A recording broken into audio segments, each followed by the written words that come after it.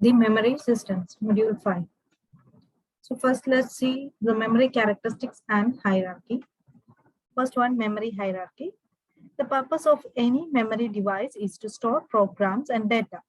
Several types of memory devices are used in computer, forming a memory hierarchy. So you know that different types of memories are used in a computer. That is, we have the main memory. The main memory consists of ROM and RAM, and that is the primary memory of the computer. And we have secondary memory. Secondary memory is used to store data. So this secondary memory consists of hard disk, floppy disk, CD, DVD, pen drives, etc. And we have the cache memory.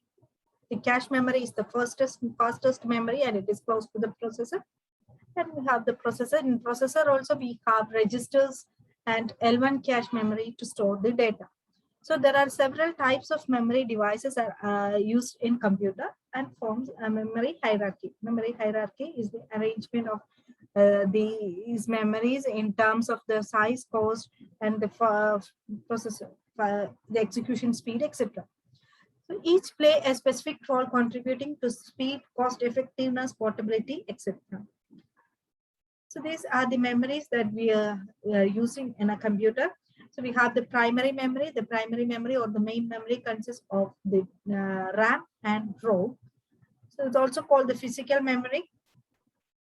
And we have the secondary memory. We add secondary memory to the system to increase the storage space. So to increase the storage space, we add the secondary memory. That is, we add hard disk, floppy disk. Floppy disk nowadays we are not using the floppy disk; it is outdated.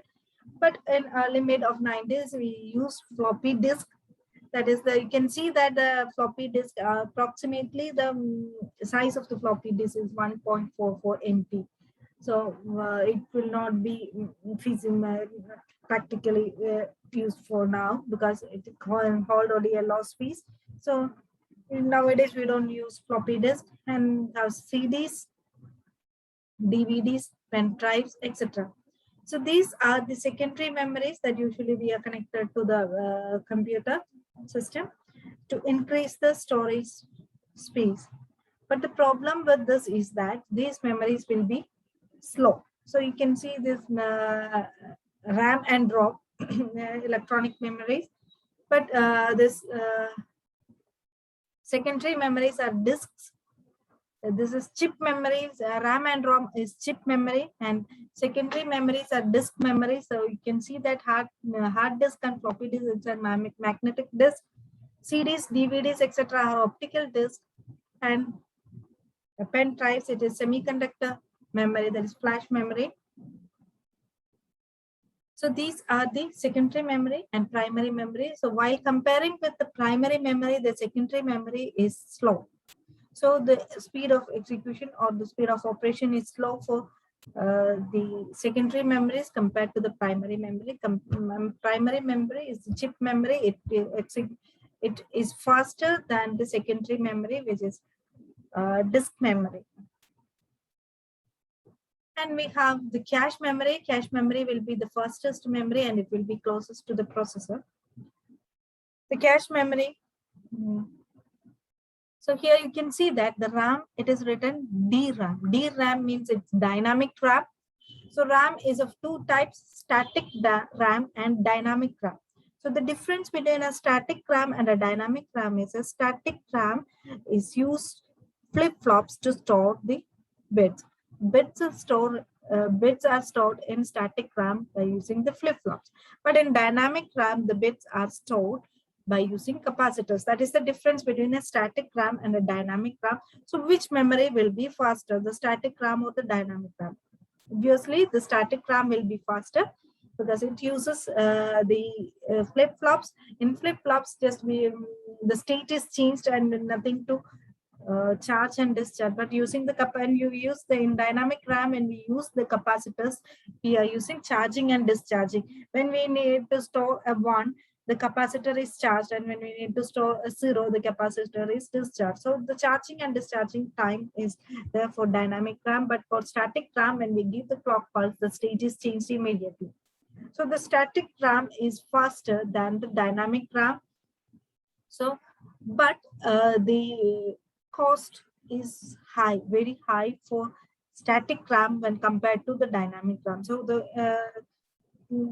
because of the high cost, we use only a small portion of static RAM and a larger space for dynamic RAM. So static RAM is used as the cache memory.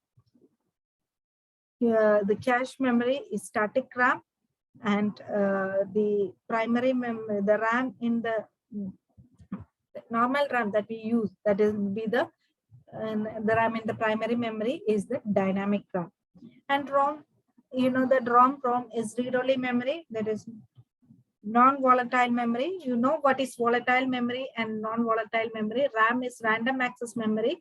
It is volatile memory. Volatile memory means when you power off the system, the data in the RAM will be lost. But the ROM is non-volatile memory. That is, the data stored in ROM is permanently stored. Nowadays, the ROM, we can writable ROM is also available. We are going into detail of that. And secondary memory, the data is non-volatile. It's data stored in secondary memory is permanent. But the problem is that the operating on secondary memory, it takes time. That is the main.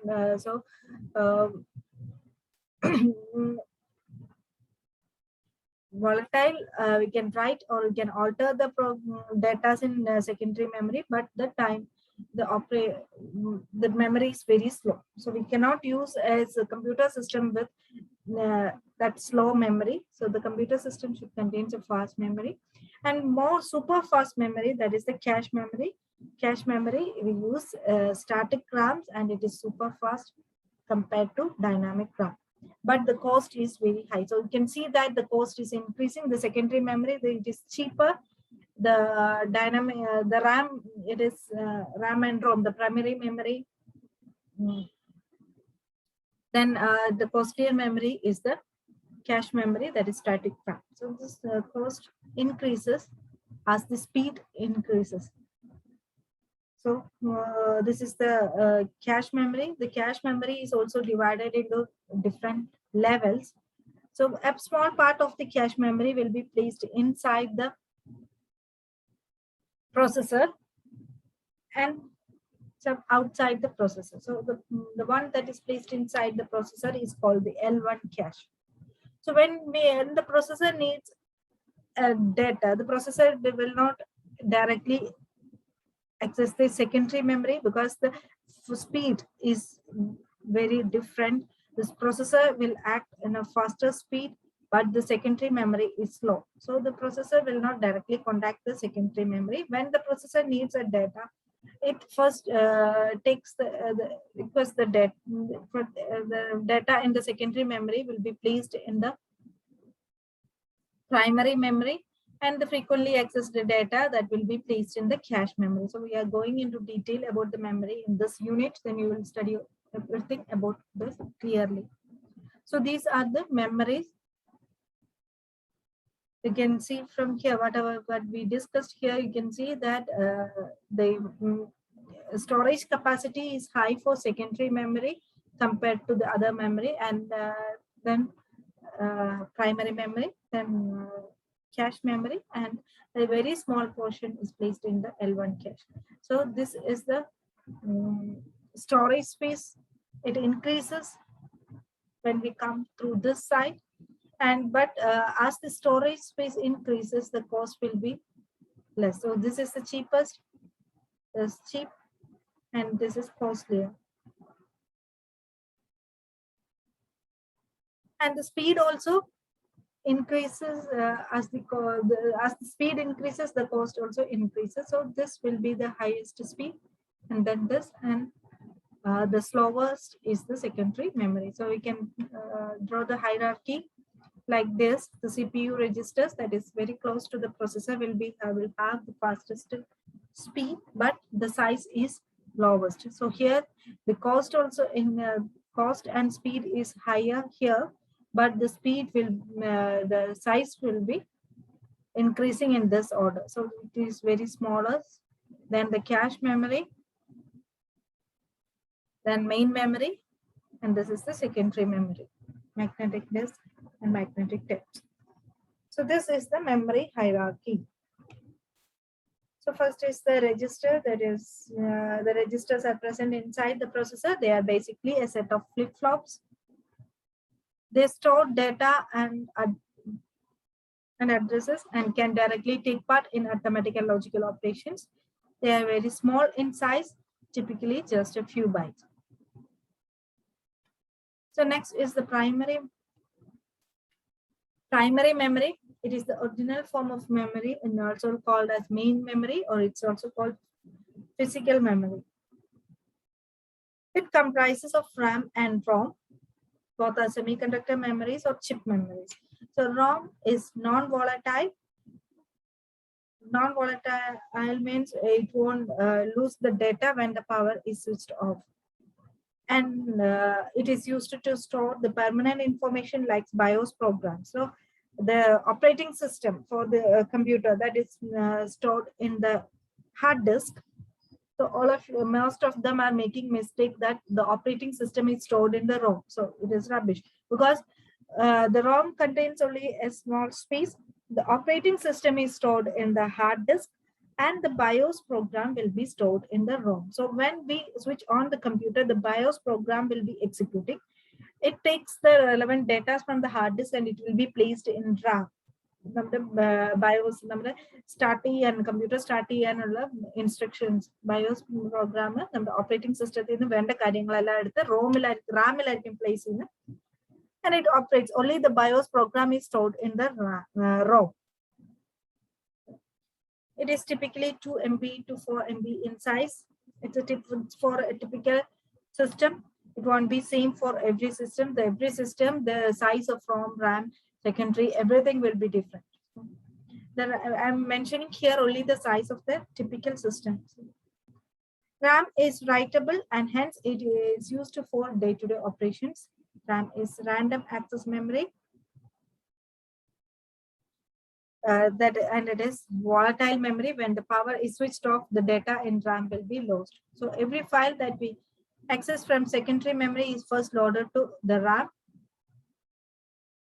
To provide a large amount of workspace, RAM is typically 4 to 8 GB. So here, this is in GB size.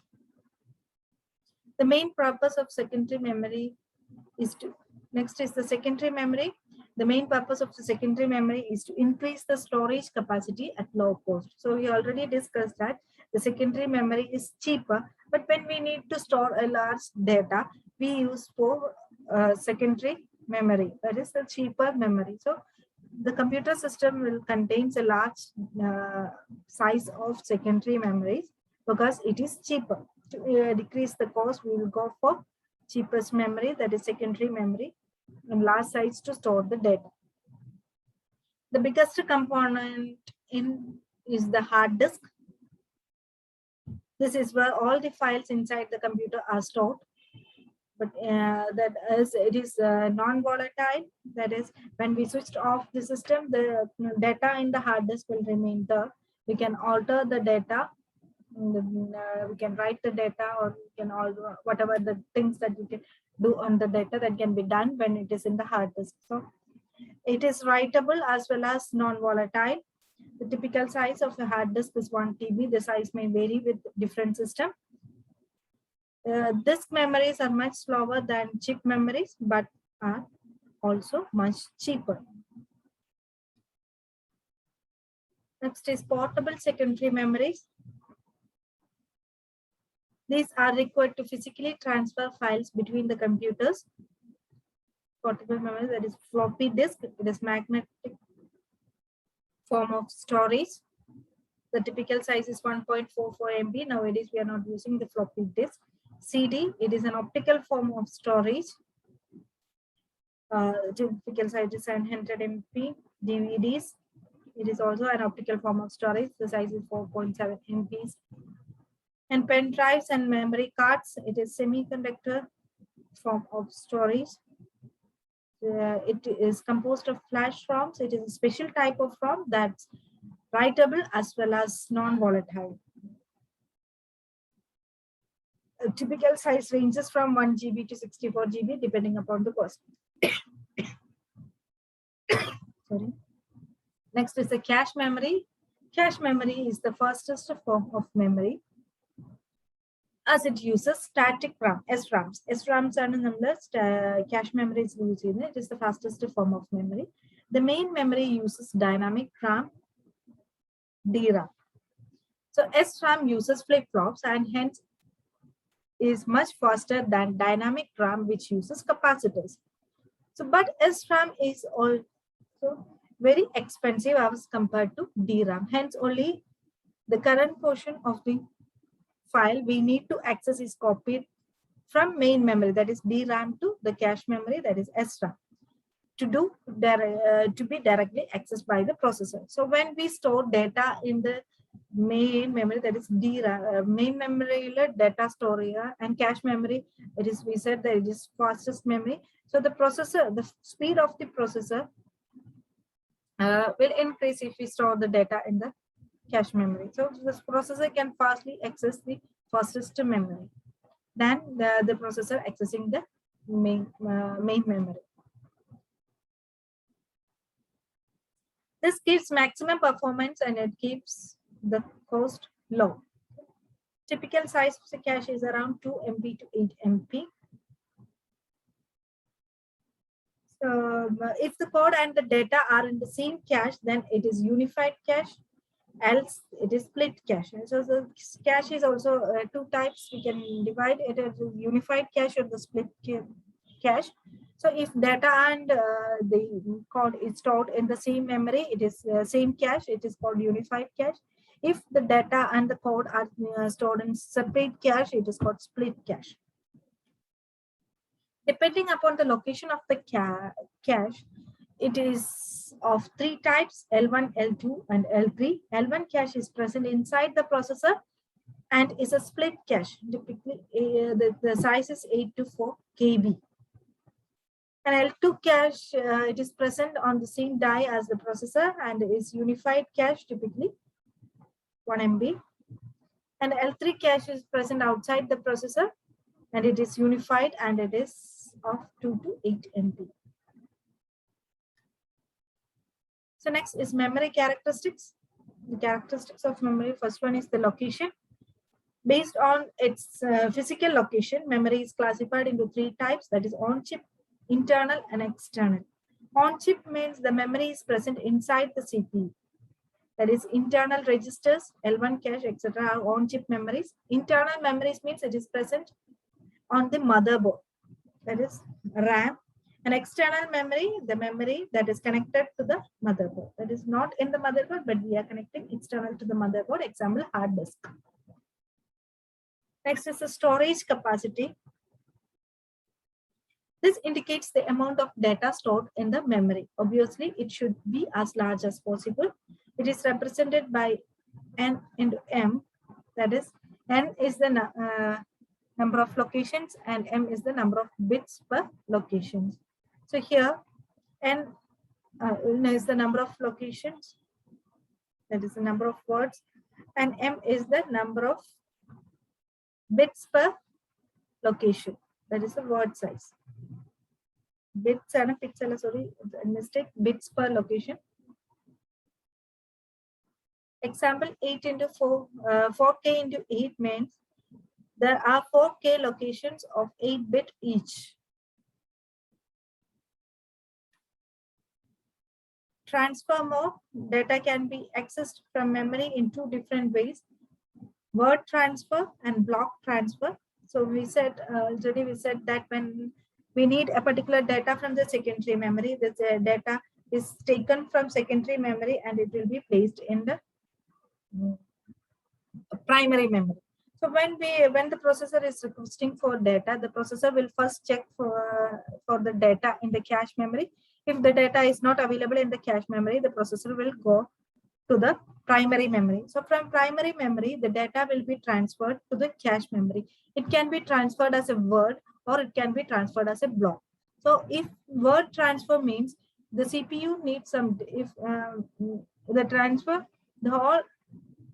only the data that we need, the word of data that we need, the processor is requested, is transferred from the primary memory to the cache memory. But block transfer means the entire block that containing the word, the data, is taken from the primary memory to the secondary memory. So that is word transfer and block transfer. Here, if CPU needs some data, it will transfer only that amount of data. Example, data access from L1 cache. Here, if CPU needs some data, the block transfer means here the CPU needs some data, it will transfer the entire block containing that data. This makes further access to the remaining data of this block much faster. This is based on the principle of spatial locality. Spatial locality means a processor is most likely to access data near the current location being accessed. So, we have data access data access processor access chance spatial locality. So, when a data is requested by the processor, we transfer the entire block of data. The block of data transfer that is block transfer.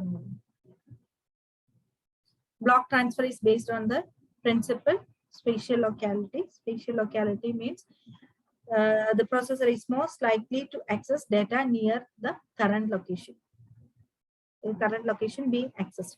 Currently access the location adulla data aayirikkum adutha processor na access cheyan probability koodudal ennulla oru principle aanu spatial locality ennu parayunnu. Example, on a cache miss, the processor goes to main memory and copy a block containing that data. So cache miss means when the processor requests for a data, first it checks in the cache memory. If the processor gets the data from the cache memory, it is called hit, cache hit. That is, it gets the data from the cache. If it gets the data, it is called hit. And if the data is not there in the cache, it is called cache miss. So when a cache miss occurs, the processor goes to the main memory and copy the block of data, contain a block that containing the data, and it is placed in the cache. Next is access mode. Memory can allow data to be accessed in two different ways: serial access and random access. Serial access, first one is the serial access. Here the location are accessed one by one in sequential manner. The access time depends on how far the target location is from the current location. Farther the location, more will be its access time. Example, in magnetic tapes. But random access means here the location can be directly accessed in random order. So this means all locations have the same access time respective of the address. So if the processor needs, for example, the most modern memories like RAM, in RAM all we are using random access, but in magnetic tabs or disk, etc., we use serial access. So if we want a data from 2006 location, if the current location it is pointing is 2000, it goes from 2000 to 2006 serial sequentially. But in random access means directly it goes to the 2006 location and will get the data. Memory physical properties. There are various physical attributes to memory: writable, non-writable. Writable means the content of the memory can be altered. Example, in RAM, we can write the data to RAM. Non-writable means the content of the memory cannot be altered. Example, ROM. So we can read only, the data can be read only from the ROM. We cannot change the data that is present in the ROM. Volatile, next one is the volatile and non-volatile. Volatile means the content of the memory are lost when the power is switched off. Example, RAM. Non-volatile means the content of the memory retained when the power is switched off. Example, for ROM. Most semiconductor memories like hard disk are writable as well as non-volatile. Access time is TA. It is the time taken between placing the request and completing the data transfer. So it should be as less as possible. It is also known as latency. The access time is also known as latency. That is, latency means it is the time taken between placing the request and completing the data. So, namla data request kodtu and we are getting the data. That is the time. The other in between time, that is called the latency or access time. Next is reliability. It is the time for which the memory is expected to hold the data without any errors. It is measured as MTTF, that is mean time to failure. It should be as high as possible. Next is cost. This indicates the cost of storing data in memory. It is expressed as cost per bit. It must be as low as possible. And next is average cost. It is the total cost per bit from the entire memory storage. So we said that we have different memories: primary memory, secondary memory, etc., cache memory.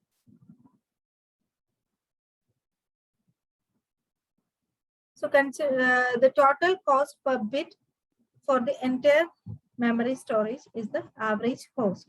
So consider a system having two memories, M1 that is RAM and M2 that is ROM.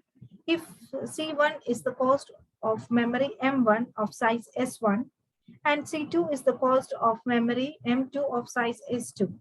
So the average cost of the memory is calculated as C average is equal to C1 S1 plus C2 S2 divided by S1 plus S2. So S1 plus S2 will be the total size of the memories and cost of the first memory and cost of the second memory. And this you will get the average memory. So small size of expensive memories and large size of cheaper memory lowers the average cost. Hit ratio. Consider two memories M1 and M2. M1 is closer to the processor, example RAM, than M2, example hard disk. So while considering the two memories, that is RAM and hard disk, RAM will be closer to the processor than the hard disk. If the desired data is found in M1, that is the first memory, then it is called hit, else it is a miss.